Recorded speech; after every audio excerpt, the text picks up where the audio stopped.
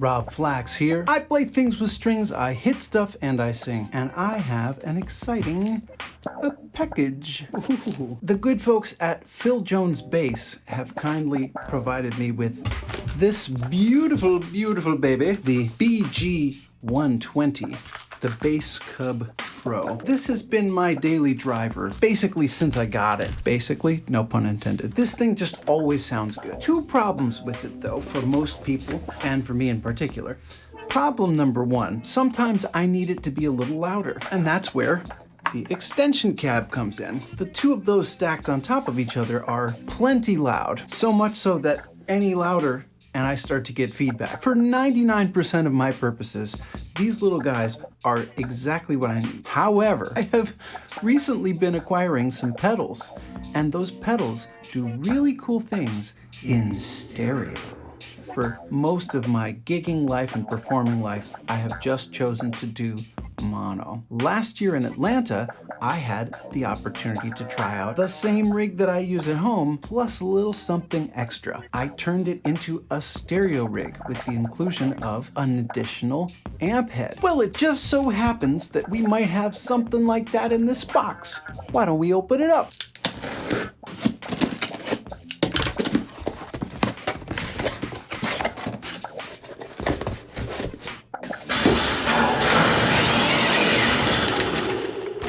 Yep, that's me.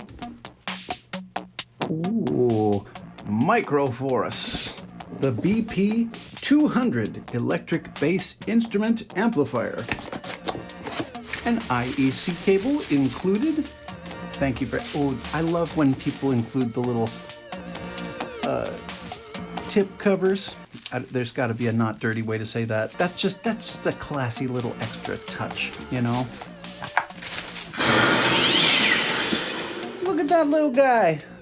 The Microforce.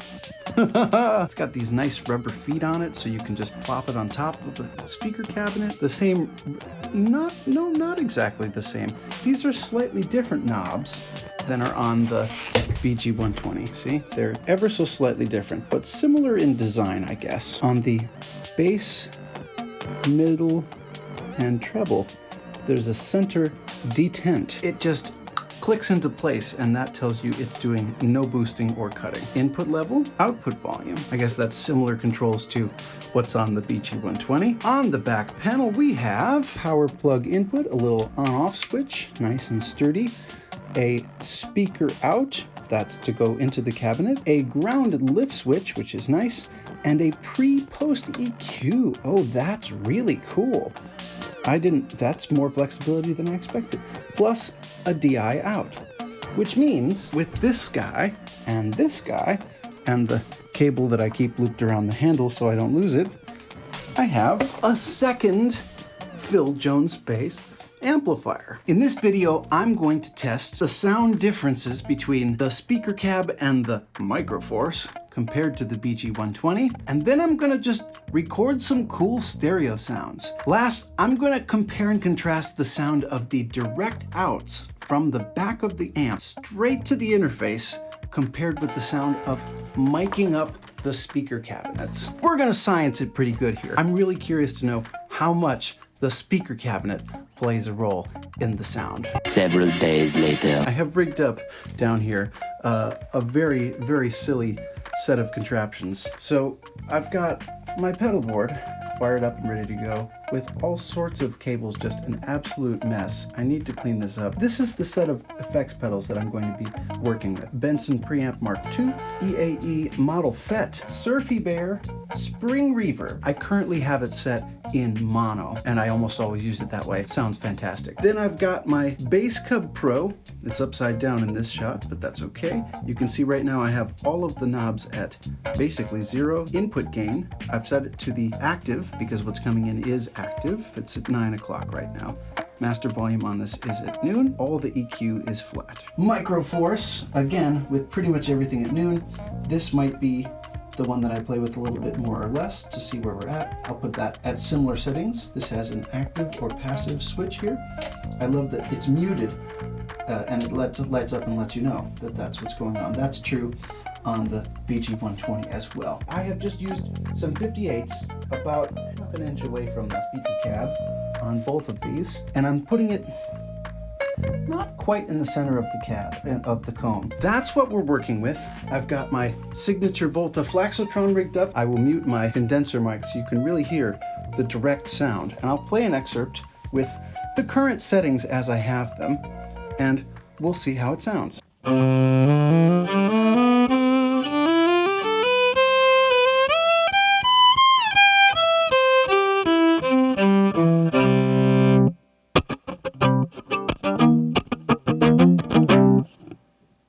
I can hear in both amps a little bit of thump when I change the bow direction, so let's cut the low bass.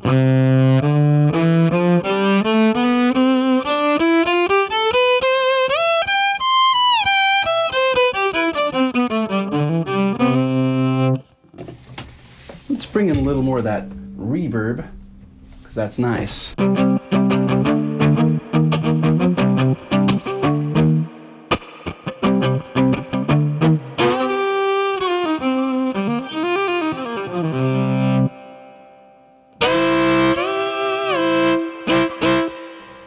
Without the Benson preamp. Clean as a whistle. If I take out the model FET and the spring reverb, this is basically no effects.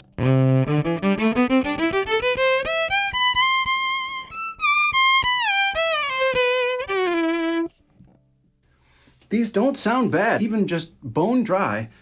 These amps do a really nice job of rounding off the top end and making it sound sweet without having to try at all. But I'm going to bring back the goodies, change to an overdrive sound. Oh yeah, now we're cooking.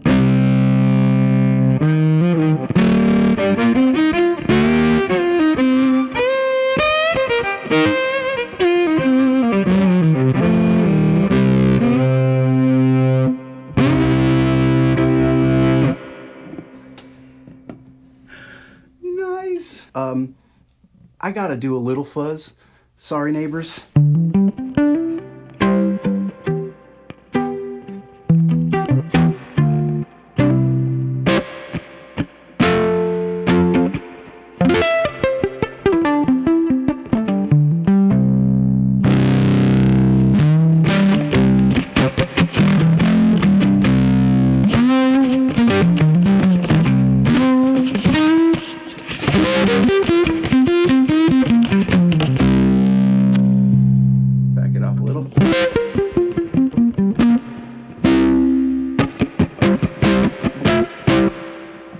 Let's add some phaser from the Chase Bliss Womb Tone.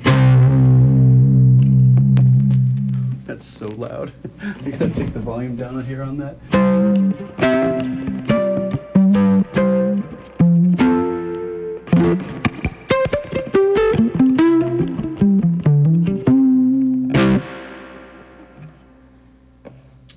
Sounds pretty good to me.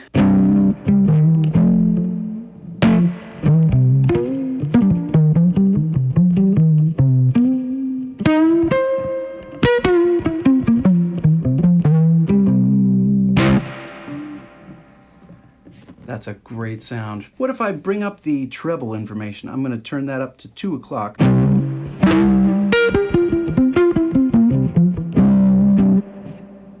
Without the phaser.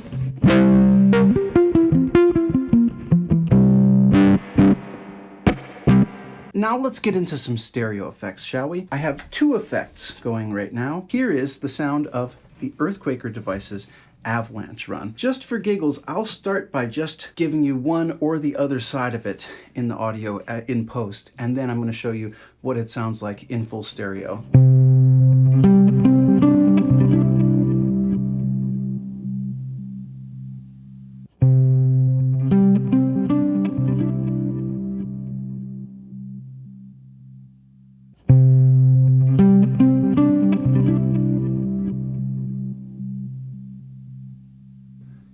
Beautiful swirling stereo reverb effect. Go back to a clean sound on the Benson preamp.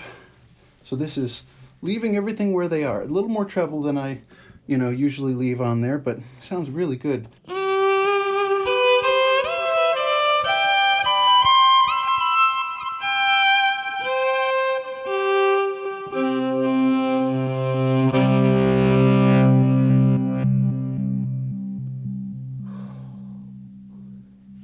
Yeah! Now I'm gonna bring in the Empress Zoia instead. This is a stereo effect. The patch on there is called Lost Woods. It's a tremolo that's panning stereo, and it changes speed based on the note that you're playing. So low notes do a slower trem, high notes do a faster trem.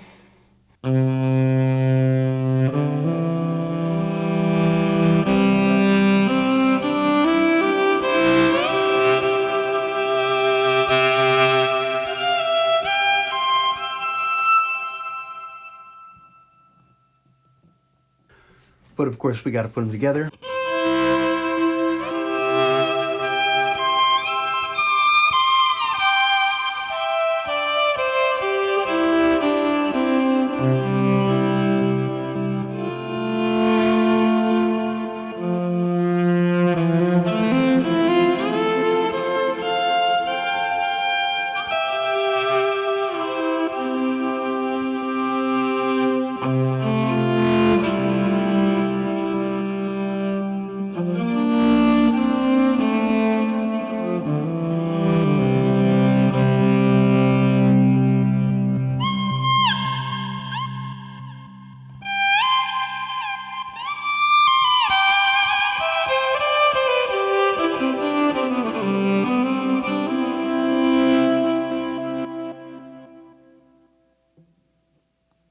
How about let's add that phaser back in.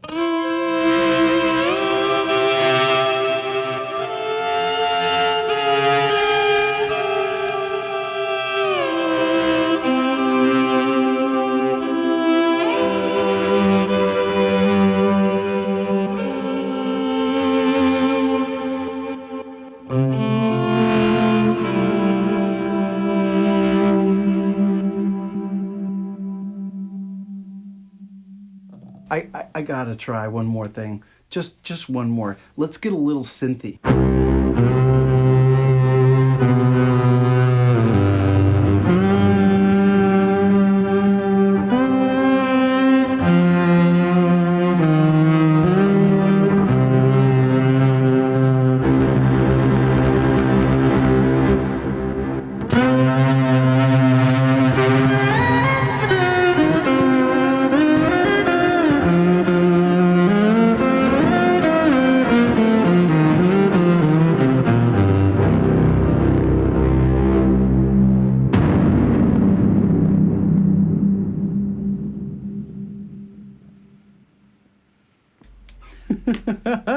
So check out this sound. Benson preamp, set clean, Mythos Argonaut, and the Chase Bliss warped vinyl in mono, the model FET, and the spring reverb. Here's that sound out of both amps. I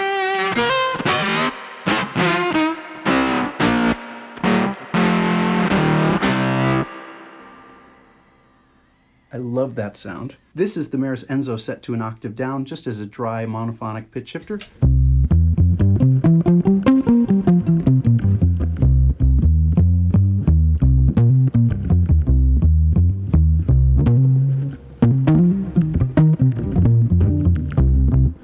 This is the sound of the U235 suboctave generator.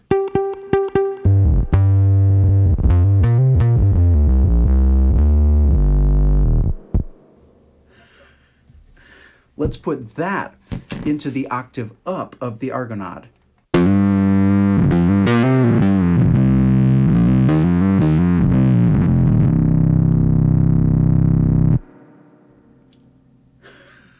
It's just a sausage of waveform. I hope that's not clipping. Listen to what happens now if we stereoize those. I'm going to add in the stereo effects.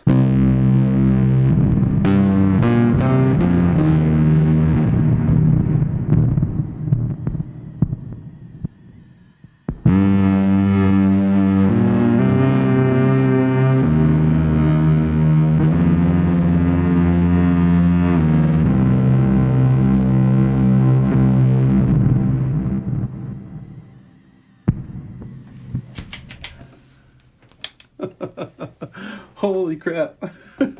That sounds pretty fantastic. Adding that one extra little piece of gear, that Microforce head, gives you a lot more options in terms of putting things stereo. The last question though is, what is the difference in sound between direct out of these backs of these amps versus the sound of the mic'd speaker. I do also have the sound coming direct out of my cab Zeus in bypass, and I'm recording that as well. So I should be able to compare the dry sound not hitting these at all, the sound of the cabs with the mics, and the sound of the back of the amp. It'd be really interesting to hear, and I'm gonna have to record and then report back after I listen back. This is the silliest looking setup. I'm not even gonna pan over to show you what's going on here. But I now have a DI directly out of the back of both of these amps, set where they currently are. Matter of fact, I'm gonna bring the treble back to noon.